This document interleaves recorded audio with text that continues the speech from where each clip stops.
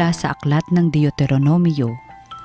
Nagsalita si Moises sa mga tao, "Ngayon mga Israelita, upang mabuhay kayo ng matagal at makarating sa lupaing ibinigay sa inyo ng Panginoon, unawain ninyong mabuti at sundin ang tuntuning itinuturo ko sa inyo.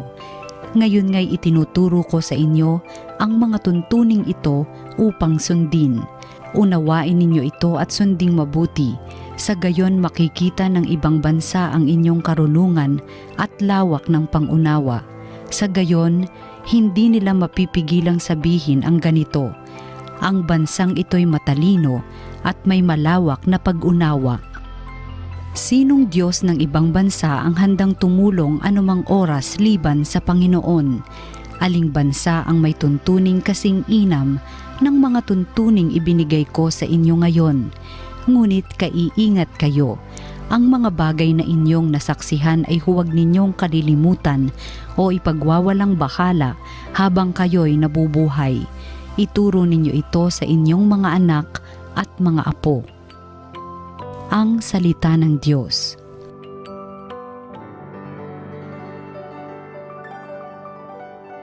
Purihin mo, Jerusalem, ang Panginoong butihin.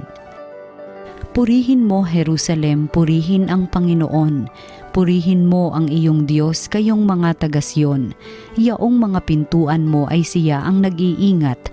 Ang lahat ng iyong lingkod ay siya ang nagbabasbas. Purihin mo, Jerusalem, ang Panginoong butihin. Ginagawang matahimik yaong mga hangganan mo, bibigyan kang kasiyahan sa kaloob niyang trigo. Kung siya ay mag-uutos, agad itong natutupad, dumarating sa daigdig na hindi nagluluwat. Purihin mo, Jerusalem, ang Panginoong butihin. Kay Jacob niya ibinigay ang balita at pabilin, ang tuntunit mga aral ibinigay sa Israel. Ang ganitong karapatan ay wala ang ibang bansa, pagkat hindi nila batid ang utos na itinakda. Purihin ang Panginoon. Purihin mo, Jerusalem, ang Panginoong butihin. Ang mabuting balita ng Panginoon ayon kay San Mateo. Noong panahong iyon, sinabi ni Jesus sa kanyang mga alagad, "Huwag ninyong akalaing naparito ako upang pawalang bisa ang kautusan at ang aral ng mga propeta. Naparito ako hindi upang pawalang bisa kundi para ipaliwanag at ganapin ang mga iyon. Tandaan ninyo ito, magwawakas ang langit at ang lupa, ngunit ang kaliit-liitang bahagi ng kautusan ay di mawawala ng bisa hanggat hindi nagaganap ang lahat. Kaya't sino mang magpawalang halaga kahit sa kaliit-liitang bahagi nito at magturo ng gayon sa mga tao ay ibibilang na pinakamababa sa kaharian ng Diyos. Ngunit ang gumaganap ng kautusan at nagtuturo na tuparin iyon ay ibibilang na dakila sa kaharian ng Diyos." Ang mabuting balita ng Panginoon. Pinupuri ka namin, Panginoong Hesukristo.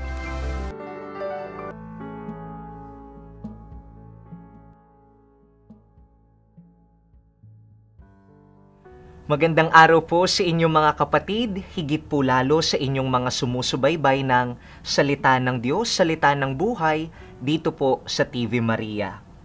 Isang araw po, may napanood po akong TikTok video. Pinag-iingat raw po tayo sa mga kaibigan o kakilala natin na ang opening lines ng kanilang mga conversation ay laging ganito, "Huy, eto na nga."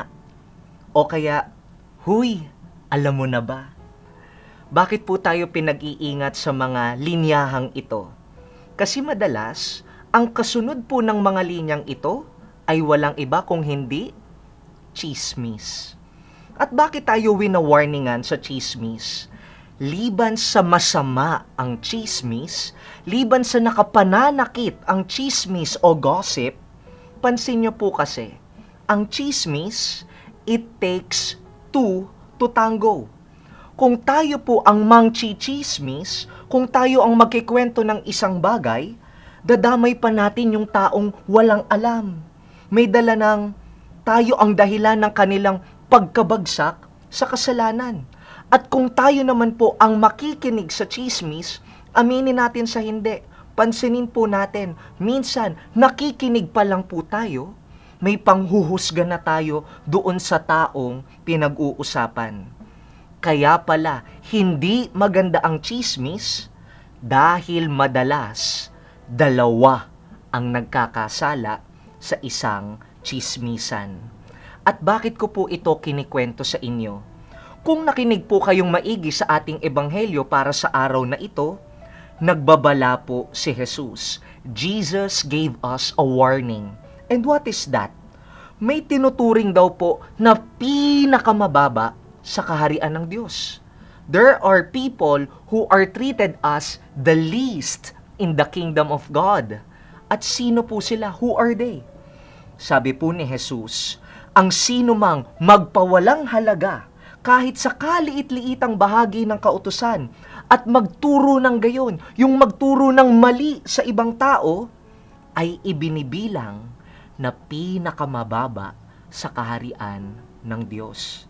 Na parang ang sinasabi po sa atin ni Jesus, liban pala na ang ating kasalanan ay mabigat, not only because of the gravity of sin na tayo ay nagkakamali, kung hindi po mga kapatid, tinatanong din ni Jesus, sa kasalanan mo, ilan ang nadamay mo? Ilan ang nahila mo pababa sa pagkakasala mo? At kung ilan ang nahila mo, yun ang nagpapababa sa iyo sa kaharian ng Diyos. Kaya sa chismis, madalas dalawa ang nagkakasala, liban sa mali ito, nakapandamay pa tayo. Kaya anong solusyon po? Simple lang. Ang sagot po, pwede nating kuhanin mula sa unang pagbasa. Ano po ang sinabi ni Moises sa mga Israelita? Nakasulat po sa unang pagbasa, ang mga mabubuting bagay na iyong nasaksihan, ang mga kautusan ay huwag ninyong kalimutan o ipagwalang bahala. At anong gagawin? Ito'y ituro ninyo sa inyong mga anak at mga apo. Kung tinuturing na pinakamababa sa kaharian ng Diyos, yung nangdadamay ng iba sa ating pagkakasala, gayon din naman, maituturing na pinakadakila sa kaharian ng Diyos, yung taong nagtuturo naman ng kabutihan, kabaitan, kabanalan sa ibang tao. Kaya mga kapatid, ituro po natin sa ating mga anak, sa ating mga apo, sa ating mga kakilala at kaibigan, pag-usapan po natin mga bagay na pareho tayong lalago, na pareho tayong lalalim at matututo. Di na siguro maganda kung pag-usapan pa natin ibang mga tao, buhay nila pagchismisan. Bakit po? Una, liban sa masama at nakapananakit ang pangchichismis, tatandaan, sa chismisan, dalawa ang nagkakasala. Sa chismisan, it takes two to tango. Ikaw na ng chismis at yung tao na mahihila mo pababa yung makikinig sa pinapalaganap mong balita. Kaya isang magandang tanong ngayong panahon po ng Kwaresma, ngayong naghahanda tayo sa muling pagkabuhay ni Jesus, tanungin natin ang sarili natin, saan ko ba dinadala ang ibang tao? Sa kabutihan ba? O sa kapahamakan? Nahahata ko ba sila pababa? O nahihila ko sila pataas? Sana ngayong season of Lent, magparamihan tayo. Hindi lang po ng nagawang tama, magparamihan tayo hindi lang po ng mga sakripisyo, kung hindi po, magparamihan din tayo ng mga nailapit kay Kristo. Amen.